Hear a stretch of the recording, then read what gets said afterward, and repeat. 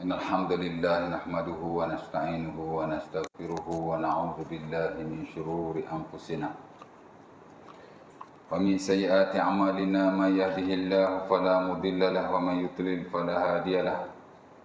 أشهد أن لا إله إلا الله وحده لا شريك له وأشهد أن محمدا عبده ورسوله. اللهم صل على محمد وأزواجه وذريته كما صليت على إبراهيم وعلى آل إبراهيم إنك حميد مجيد. وبارك على محمد وأزواجه وذريته كما باركت على إبراهيم وعلى آل إبراهيم إنك حميد مجيد. رب اشرح لي صدري ويسر لي أمري واحلل عقدة من لساني يفقهوا قولي. أما بعد. Syukur kepada Allah SWT kerana pada malam ini dapat sekali lagi kita sama-sama kumpul di suara kita untuk kita sambunglah perkongsian kita yang telah lalu. Walaupun sebenarnya kita telah menghabisi buku Amalan Muslim Sehari Semalam, yang ditulis oleh Syekh Tariq bin Saleh. Setelah saya ingat 6 tahun untuk saya berkuliah di sini. Sebelum PKP itu saya ingat 2 tahun.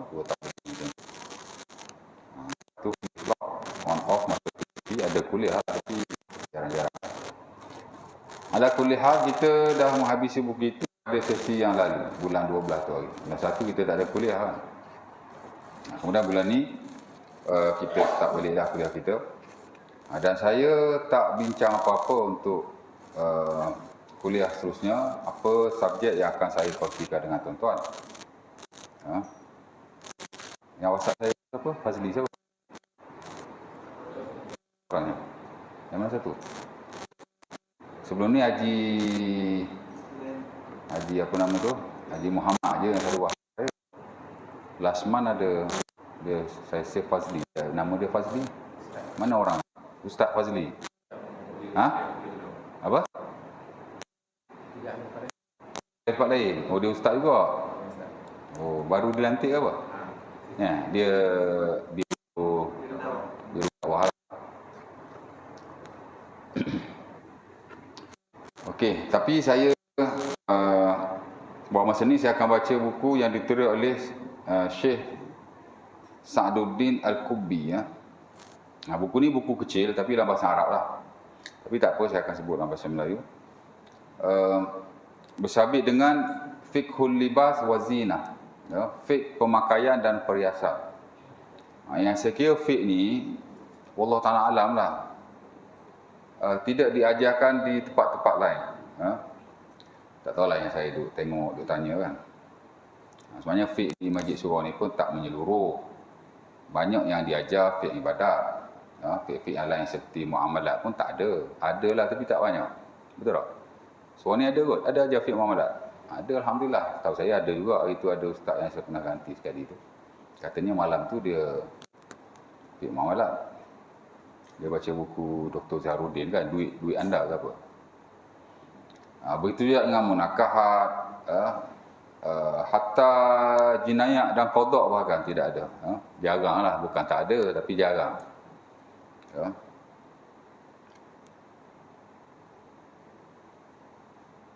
Termasuk fiqh atau ilmu yang saya nak baca ni, yang bersabit dengan pemakaian dan perhiasan dalam Islam. Dia sebenarnya, fiqh ni dia satu bidang daripada fiqh-fiqh yang ada lah. Kerana ilmu fiqh ni tuan-tuan, kebiasaannya dia ada 4 bidang lah secara am. Pertama ibadat, kedua muamalat, ketiga munakahat, keempat jinayat dan qada. Pemakaian ni sebenarnya dia duduk bawah muamalat, biasa ujung-ujung. Dia ada 2. Satu fiqhul at'imah wal ashribah, fiqh pemakanan dan peminuman. The science of food and beverage. Satu lagi ialah fiqhul al-libas wa zina. Fiqh tentang pemakaian dan perhiasan. The science of dress and attire. Maksudnya cara kita nak berpakaian, perhiasan yang digunakan dalam Islam, macam tu lah. Baik, dan saya dah tengok dalam internet, mana buku ni tak ada lah dalam versi bahasa Melayu. Indonesia pun tak ada yang telah diterjemahkan ke dalam bahasa Melayu. Saya tengok dalam Shopee pun tak ada. Saya pergi kedai buku mencari kok ada yang dalam bahasa Melayu kan, tak ada. Hok-hok betul dia tulis fake pemakaian pun tak ada. Tapi dalam fake memang ada lah. Dalam fake tu biasanya ada. Dan saya pilih buku ini kerana buku ini diringkas. Dan of course lah ditulis oleh orang yang saya favourite juga. Sa'duddin Al-Qubi ni agak familiar dalam muamalah. Kita kalau kita lihat dalam fatwa-fatwa kontemporer, buku beliau Fiqhul Muamalah Al-Maliyah Al-Mu'asirah, fiqh muamalah harta kontemporer. Antara yang dirujuklah harta dalam fatwa tempatan macam fatwa wilayah. Dr. Zul pun saya tengok dalam fatwa dia ada merujuk daripada buku beliau. Dia kira orang terkenal jugalah. Saya pun tak tahu yang mana satu kan. Tapi kita kenal nama dia ajalah. Orang Mesir, orang Saudi tak tahulah. Baik. Dan buku ni hanya 80 muka surat saja. Tapi dalam bahasa Arab tuan. Tapi tak apa, saya akan sebut. Yang penting poin dia tu. Hatta dalam buku Syekh Tariq Soleh yang saya duk baca beberapa tahun pun, mana ada saya baca word by word. Saya tak baca satu perkataan demi satu perkataan. Mungkin mula-mula tu saya baca. After that saya ambil poin-poin je. Kalau saya baca daripada huruf ke huruf, kulit ke kulit pun kata 6 tahun. 60 tahun pun tak cukup. Ya tak? Sebab perkataan pengarang. Pengarang tu manusia macam kita juga. Macam mana dia tulis? Kita tulis macam tu juga. Yang kita nak isi penting dia tu. Mungkin ada ayat yang dia huraikan, mungkin ada hadis Nabi yang dihuraikan, poin-poin yang kita nak yang diambil daripada syarah lah. Ya. Ya tak? Bahasa terpulang kepada gaya masing-masing. Ya. Jadi sama dalam buku ini pun, mungkin saya tak baca secara harfian, yang ni huruf by huruf, tapi saya rujuk kepada poin-poin yang ada lah. Ya. Dan dia tak banyak tuan, 80 muka surat. Ya, buku kalau 80 muka surat ni kira buku kecil lah. Ya. Baik, buku ni tuan-tuan ada kat internet sebenarnya. Boleh download saja. Saya pun download, saya print. Ya. Dia Ahkamul Libas wa Zina fil Islam. Very simple. Hukum hakam pemakaian dan perhiasan dalam Islam. Sebahagian yang lain sebut Fiqhul Libas wa Zina. Itu term yang biasa digunakan. Tapi guna ahkam pun tak apa. Kerana fiqh dan ahkam benda yang sama. Fiqh ni atau fiqh ni mana hukum lah. Ya. Ya tak? Bila kita kata belajar fiqh, belajar hukum lah. Cuma mungkin hukum ibadat, mungkin hukum muamalat, mungkin hukum siasat, mungkin hukum jinayat. Tapi hukum lah. Ya. Hukum syarak lah. Betul disebut sebagai fiqh. Orang kampung panggil fiqh lah. Fiqh. Kalau Indonesia fiqh. Tapi di universiti kita panggil fiqh. F-I-Q-H. Dia dah jadi bahasa standard. Hatta dalam kamus dewan pun ada F-I-Q-H. Fiqh. Ilmu bersabit dengan hukum dan hakam. Satu fiqh, satu fiqh. F-I-Q-A-H. Dua-dua tu ada dalam bahasa Melayu. Kamus dewan pun tuan-tuan boleh download aja. Baik. Sebagaimana biasa tuan-tuan, mana-mana pengarang dia akan memulakan dengan introduction ataupun preface, mukaddimah lah orang Melayu kata, atau disebut juga sebagai pendahuluan. Mana-mana buku, baik buku klasik, baik buku moden, mesti ada pendahuluan. Yang mana kebiasaannya pendahuluan ni dia merangkumkan secara am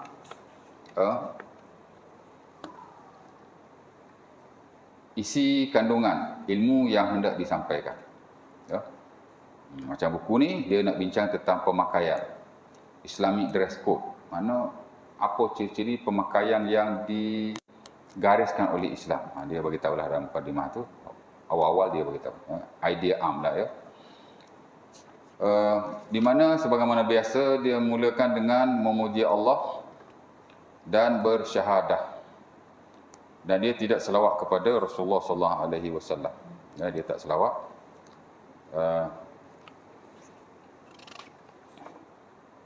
Tak ada selawat. Walau bagaimanapun dia telah memulakan bukunya dengan permulaan yang amat baik sekali. Dan saya kira tidak ada permulaan yang lebih baik daripada ini. Walaupun tak ada selawat, tuan-tuan jangan ingat every introduction yang kita mulakan bila ada selawat, that is the best.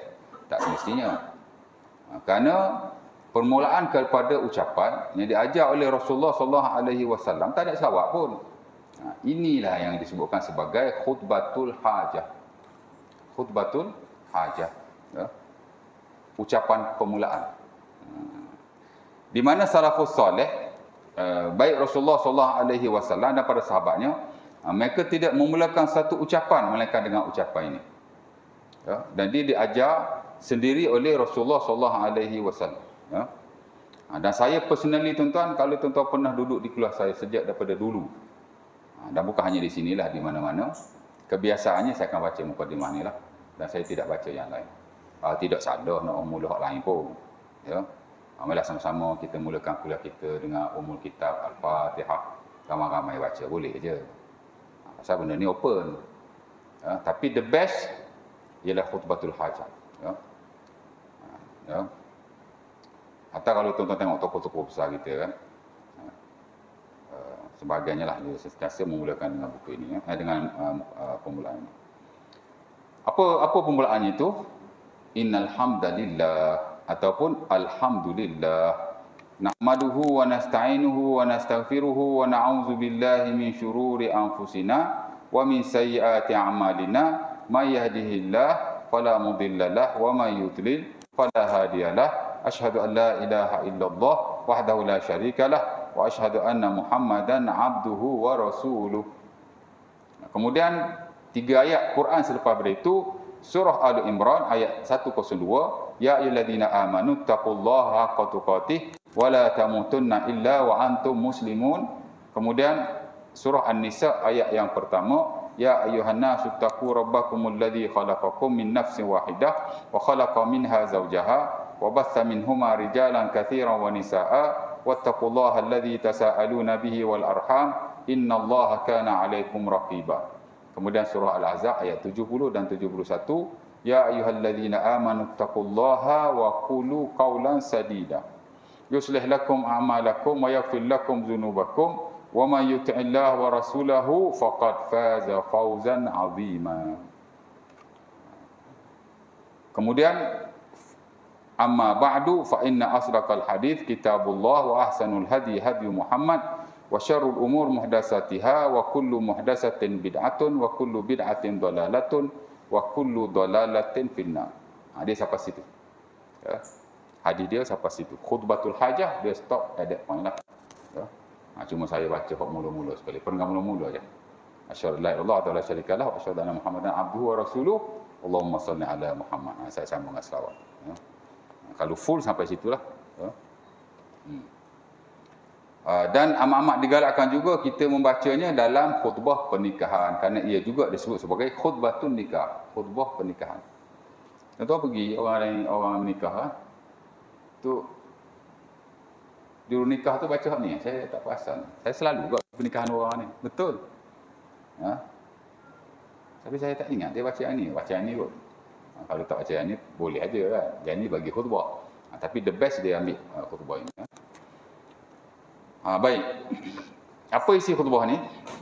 Isi dia biasa saja. Puji Allah. Innal hamdalillah. Segala puji bagi Allah. Nahmaduhu, kami memujinya atau kita memujinya. Nasta'inuhu, kita meminta pertolongan daripadanya. Ya.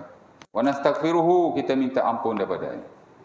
Wa na'udzu billahi min syururi anfusina wa min sayyiati a'malina. Dan kita berlindung dengan Allah daripada kejahatan diri kita sendiri. Duk tengok jahat orang, jahat diri sendiri tak? Saya Allah Ta'ala alam, tuan, saya ni bukan baik mana pun. Tapi saya lebih takutkan kejahatan diri saya sendiri berbanding yang lain, daripada kejahatan manusia yang lain. Bahkan jin dan syaitan bahkan. Ada orang takut semua kau jin. Kau tu sikit jin, kau ni sikit jin. Darah tinggi jin, sakit jatuh jin. Ya tak? Baju-baju mak ayah kita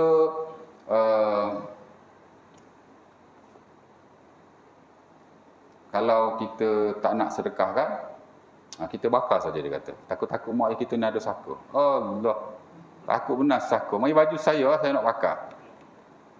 Semalam tuan-tuan saya kuliah pakai jubah yang orang bagi 2 helai. Suami dia mati kerana kanser. Kanser pun katanya jin juga. Saya ambil dapat 2 helai. Bini saya nak pergi, dia iklan dalam Facebook, saya tak kenal pun. Dia ambil, pakai 2 jubah. 2 tahun dah saya pakai jubah. Tak takut apa. Tuan-tuan ingat jin ni bodoh ke?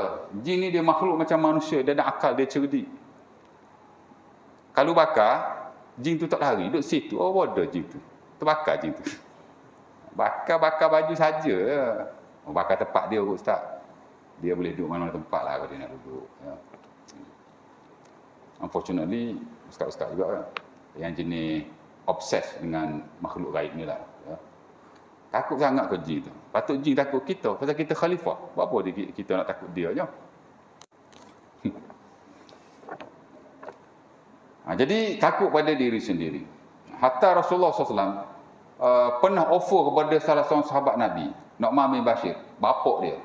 Nak tak mu masuk Islam, aku ajar mu satu doa yang amat bermanfaat sekali. Dia kata, nak, dia pun masuk Islam. Nabi ni tuan-tuan, dia ada banyak cara dakwah. Bukan satu cara, bukan satu pattern. Ada kalanya Nabi beri harta kepada mereka. Ya tak? Macam Safwan bin Umayyah, kepala musyrikun jugalah pada waktu itu. Ya, di Madinah.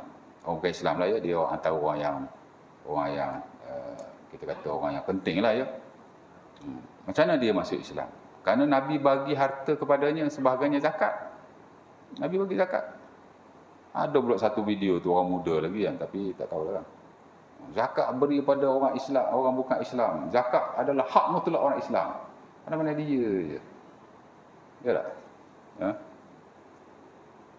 Ikut autoriti lah. Kalau autoriti tu tak bagi, tak bagi. Kalau autoriti tu bagi.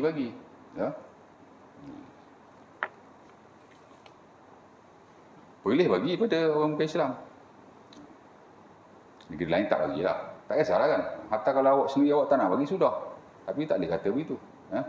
Kerana dalam fiqh memang ada peruntukan kepada mu'allaf. Di mana mu'allaf ni, saya last month pergi kursus tentang mu'allaf, tuan-tuan. The whole day, satu hari suntuk, pagi sampai petang.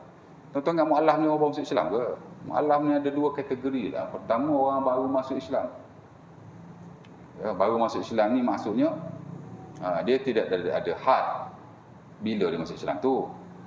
Tapi sekurang-kurangnya dia belajar semayang, belajar taharah, belajar iman, bukan begitu.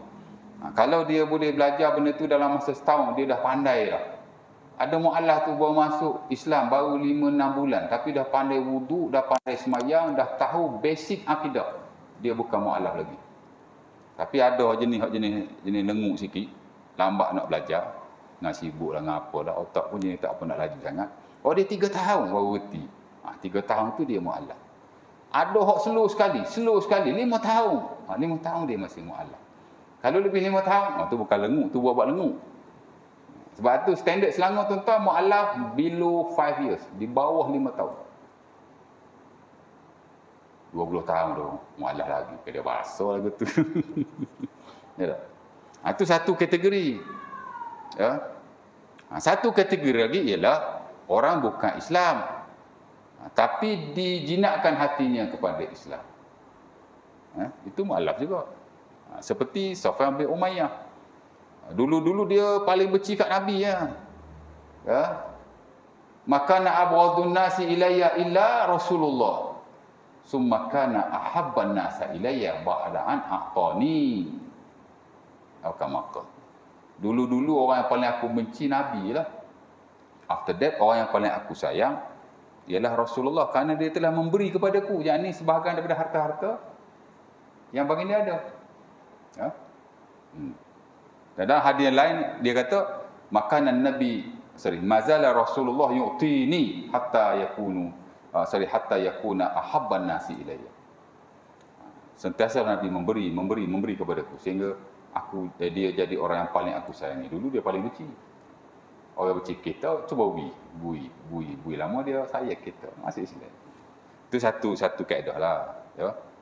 Sebab tu kalau orang marah kita jangan marah dia balik. Kita buat baik dia. Ya? Ana tak tahu lah kan, pasal tak ada orang marah kat Ana. Kalau orang marah pun Ana buat tak reti. Ya? Ana tak ada bermasa muka siapa-siapa. Ana duduk Sungai Buloh tu dekat 20 tahun. Tak ada orang Ana masa muka dengan dia lah. Dia masa muka dengan Ana ada. Tapi kalau jumpa Ana tegur, dia lari-lari pun Ana tegur. Jumpa kita buat tak nampak, tegur, "Ji, mana?" Tegur, Ana takkan bermasa muka dengan orang. Sebab kita tak pernah buat salah. Salah tuan. Sebab anak dulu pengusi yalah, kita terlibat dengan masjid, terlibat dengan surau, ada lah orang tak suka dengan kita tu. Ya, tak setuju itu, tak setuju ini ya tak. Okey, jadi itu satu kategori orang mualaf lah. Satu lagi itulah orang bukan Islam tapi dijinakkan mereka kepada Islam. Boleh jadi dia benci sangat ke Islam, bagi harta kat dia. Ya, ataupun dia kepala-kepala orang-orang musyrik yang mana melakukan kezaliman ke atas orang Islam yang lain. Kita bagi sebahagian duit kepadanya, zakat pun boleh untuk mengurangkan kezaliman dia ke atas orang Islam yang lain. Benda ni dia luas. Jadi kena belajarlah. Belajar fiqh zakat betul-betul. Baik. Jadi Nabi kata, kami berlindung dengan Allah daripada kejahatan diri kami. Balik pada yang tadi kan. Itu satu kaedah. Satu kaedah yang lain, Nabi tak bagi harta, tapi Nabi offer benda-benda yang bersifat spiritual, kerohanian macam ni. Antaranya bapa Nu'man bin Bashir, seumpama yang diriwayatkan dalam Musnad Ahmad dengan sanad yang sahih. Dia kata, nak tak? Aku ajar kepadamu satu doa yang bermanfaat kepadamu, dunia dan akhirat. Dia kata, nak. Dia masuk Islam. Lepas dia masuk Islam, Nabi lupa nak ajar dia. Dia pun tanya, wahai Rasulullah, tadi kata nak ajar aku doa, mananya? Dia pun ajar doa kepada beliau. Apa doanya? Allahumma alhimni rushdi wa a'izni min syarri nafsi. Saya dah dulu saya baca doa ini. Kerana saya takut jahat saya berbanding jahat orang ni. Saya lebih jahat pada orang lain lagi. Kita kena bagi nampak begitu. Jangan nampak orang jahat pada kita. Allahumma alhimni rushdi. Wahai Tuhan, berilah aku kebijaksanaanku. Kita ni jadi bijak. Rushd maknanya bijaksana. Ya, wise. Daripada perkataan Rashid. Rashid ni mana orang bijak lah. Orang bijak. Orang yang bijak. Ya. Wa'izni min syarri nafsi. Dan lindungilah aku daripada kejahatan diriku. Kadang-kadang kita minta berlindung daripada kejahatan orang. Termasuk makhluk gaib itulah. Ya. Tapi dalam banyak hal kita juga diminta supaya minta berlindung daripada Allah daripada kejahatan diri kita sendiri. Ya. Pasal kita ni pun jahat juga. Jangan ingat baik sangat. Ya. Kadang luarannya baik, dalam ni jahat ni. Tidak? Itu saya. Okey. Wa min sayyiati amalina, dan juga amalan buruk kita. Kita pun ada amalan buruk masing-masing ya. May yahdihillahu fala mudhillalah. Sesiapa yang diberi petunjuk oleh Allah, maka tidak ada orang yang boleh menyesatkannya. Wa may yudlil fala hadiyalah. Siapa yang diberi kesesatan oleh Allah, disesatkan Allah, maka tiada lagi orang yang boleh memberi petunjuk kepadanya. Kemudian Nabi bersyahadah asyhadu an la ilaha illallah wa la syarika lahu wa asyhadu anna Muhammadan abduhu wa rasuluh. Itu lafaz dia lah ya. Kemudian tuan-tuan tengok sudah ayat saya baca tadi, tengok dalam tafsir lah ya. Panjang juga dia punya tafsiran tu. Tapi semua melibatkan takwa. Tiga-tiga ayat ni ada takwa. Ya, 3 ayat yang Nabi sebut dalam khutbah hajah, khutbah ucapan, ada takwa belaka. Ya ayyuhallazina amanu taqullaha haqqa tuqatih wa la tamutunna illa wa antum muslimun. Ni tuan-tuan selalu dengar masa khutbah Jumaat lah. Sama juga yang kedua, ya ayyuhannasu taqu rabbakum, ada takwa juga. Ya ayyuhallazina amanu taqullaha wa qulu qawlan sadida. Wahai orang yang wahai orang yang beriman, bertakwalah kamu kepada Allah dan berkatalah dengan kata-kata yang lurus, kata-kata yang benar. Baik. Yang menariknya tuan-tuan, ada seorang musyrik, seumpama diriwayatkan oleh Sahih Muslim, nama dia Ma'ad ad-Dibbi.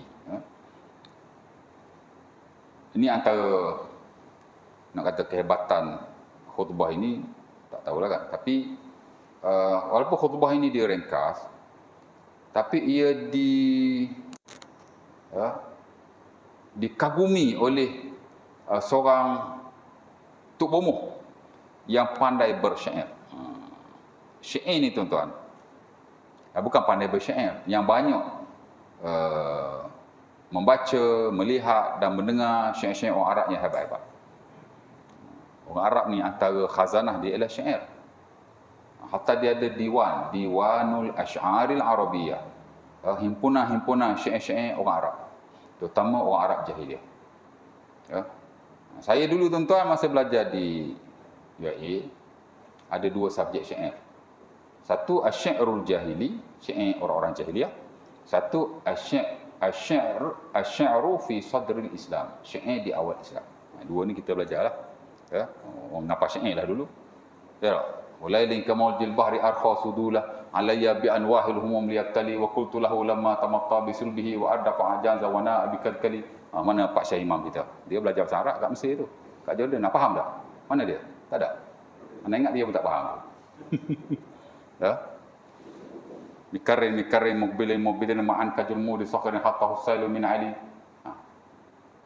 Syair ni tuan-tuan, kalau kita tak belajar word by word, ada orang yang ajar, baca sendiri memang tak faham.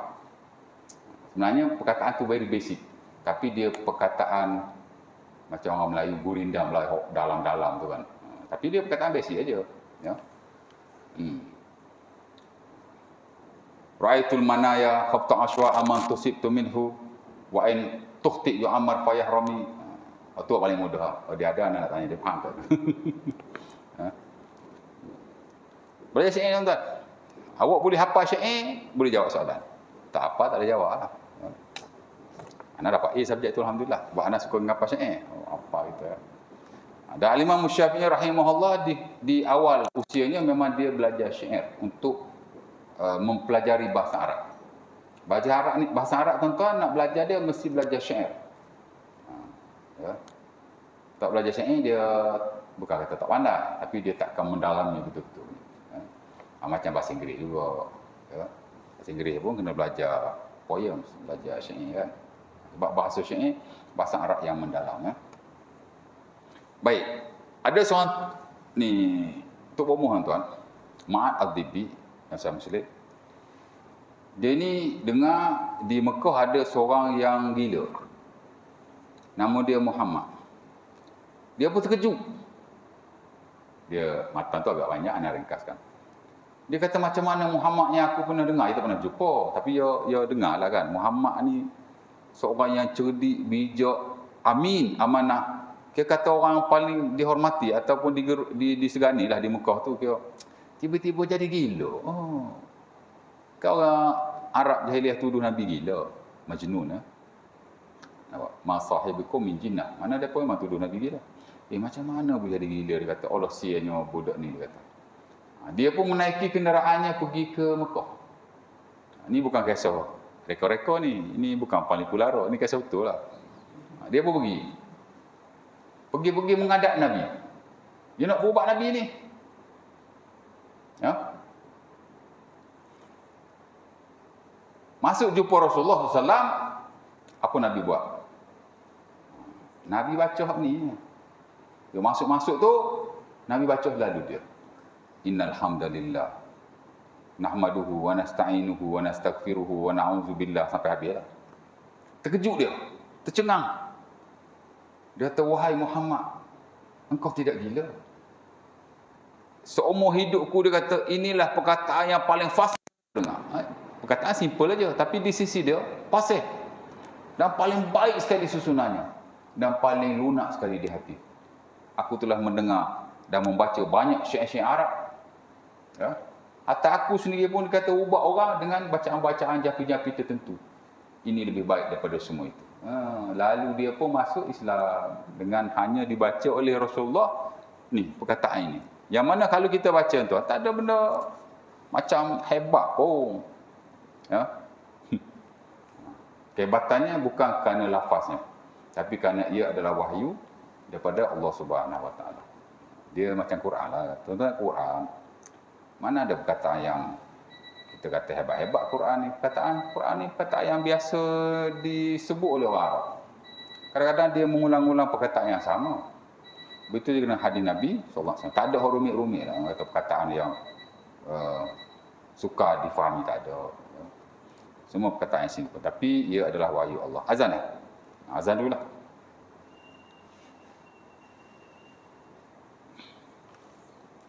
Bismillah.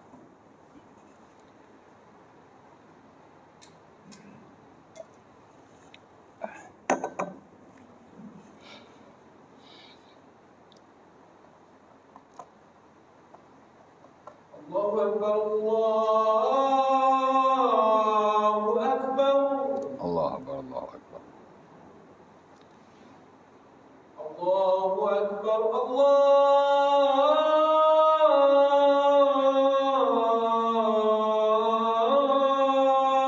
Akbar. Allahu Akbar, Allahu Akbar. Asyhadu an la ilaha illallah. La ilaha illallah. Asyhadu an la ilaha illallah.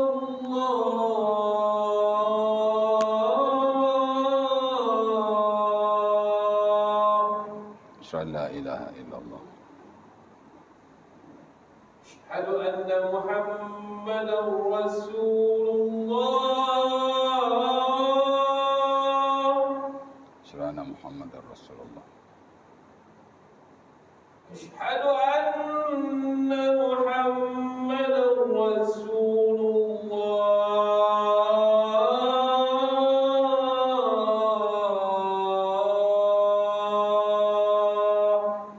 Asyhadu Muhammadar Rasulullah.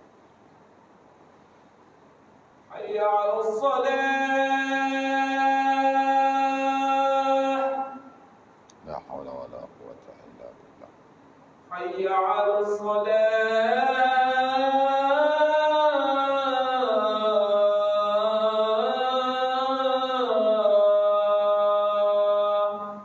La hawla wa la quwwata illa billah. Hayya 'alal falah.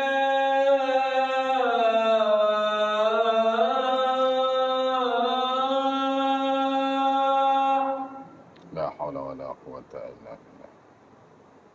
Hayya 'alal falah.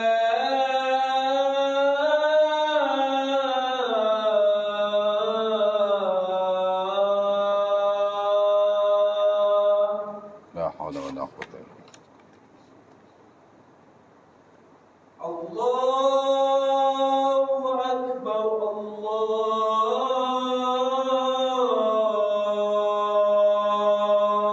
Akbar. Allahu Akbar, Allahu Akbar.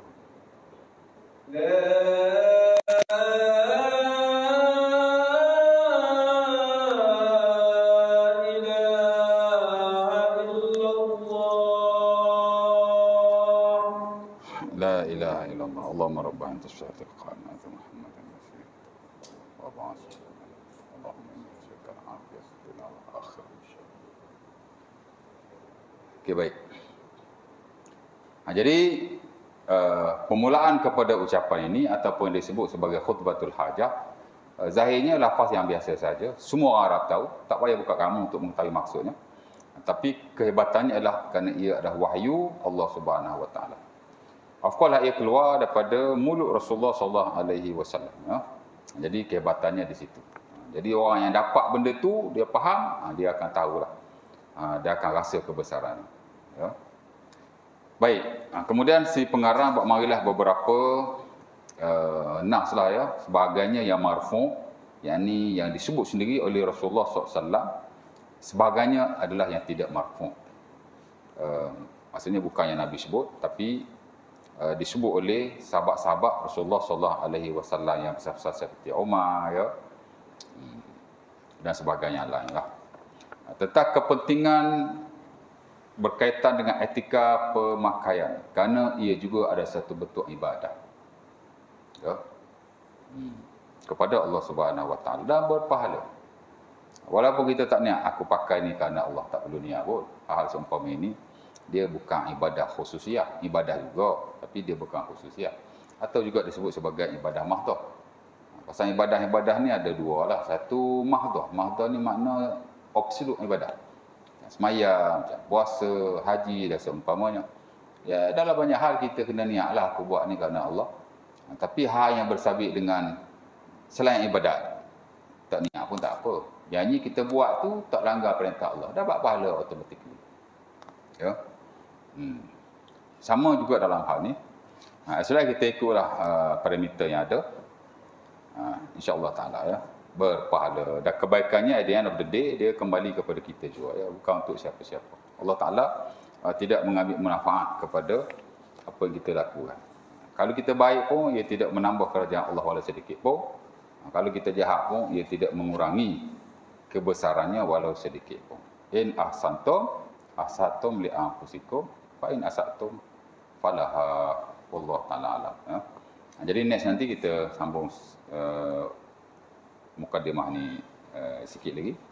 Sebelum kita pergi kepada bab-bab yang khususnya lah yang dimulai oleh beliau dengan bab pakaian bersabit dengan kepala. Kepala insya-Allah taala. Ada nak tanya apa-apa tak? Ada soalan? Tak ada soalan? Oh, faham belaka? Alhamdulillah. Tak ada kemuskilan. Aku Luqman Razak. Assalamualaikum warahmatullahi wabarakatuh. Kita tangguhkan majlis kita dengan tasbih kafarah.